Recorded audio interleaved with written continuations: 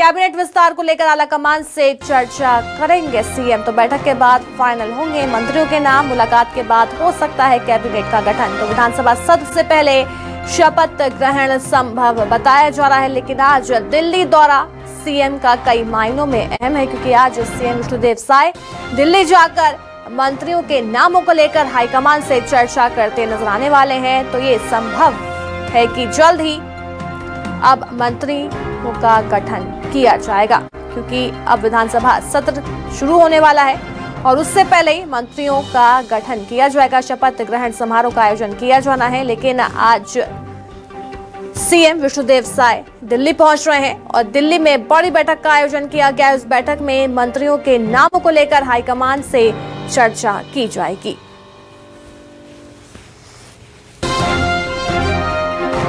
रायपुर से मेरी सहयोगी नेहा हमारे साथ जुड़ गई है। नेहा, आज सीएम विष्णुदेव साय दिल्ली के दौरे पर हैं, क्या कुछ उनके कार्यक्रम, कितने बजे वो रायपुर से दिल्ली के लिए रवाना होंगे? बिल्कुल, देखिए, मुख्यमंत्री पद की शपथ लेने के बाद मुख्यमंत्री विष्णुदेव साय का ये पहला दिल्ली दौरा है और शपथ लेने के बाद वो पहली बार जो है वो हाईकमान से मिलने के लिए दिल्ली जा रहे हैं।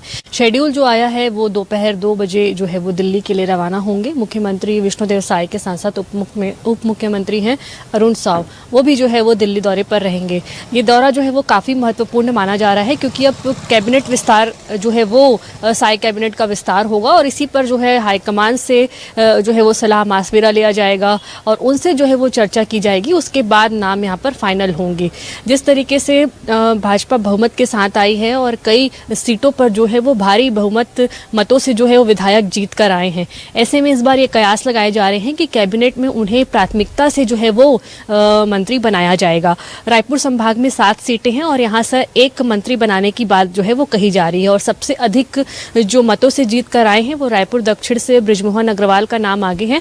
निश्चित ही हाईकमान जो है वो इन पर विचार कर सकता है। दूसरा जो सबसे चर्चित नाम रहा है, मुख्यमंत्री नाम पर भी जब बातें हो रही थी तो इनका नाम भी जो है वो चर्चा रहा है।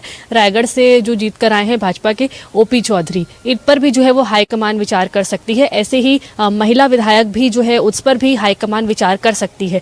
तो निश्चित ही इन तमाम मुद्दों को लेकर के जो है वो चर्चा की जाएगी।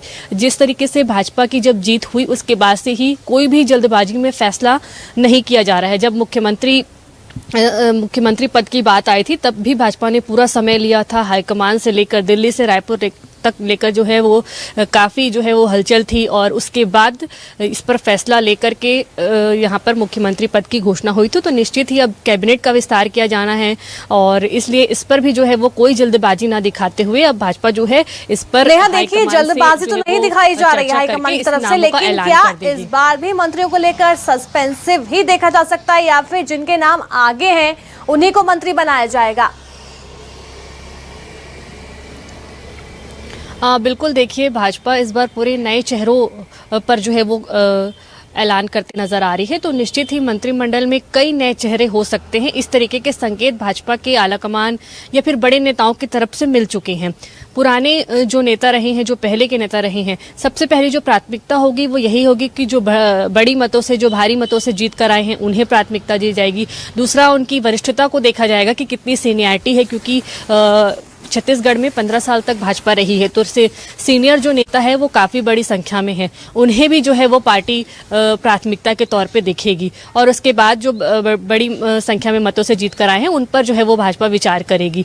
और उसके बाद जो एक महिला फैक्टर जो अब तक भाजपा देखते आए हैं, तीनों राज्यों में चुनाव हुए हैं तो यहाँ पर महिला जो है वो मंत्री भी बनाने की बात की जा रही है।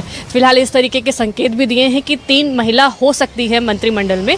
फिलहाल ये पूरी तरह से जो है वो फैसला लेने के बाद देखने वाली बात होगी कि कितने मंत्री यहाँ पर जो है, कौन से कितने नए चेहरे होंगे, कितनी महिला मंत्री होगी। तो आज का दिन ये बेहद महत्वपूर्ण है, क्योंकि अब 19 दिसंबर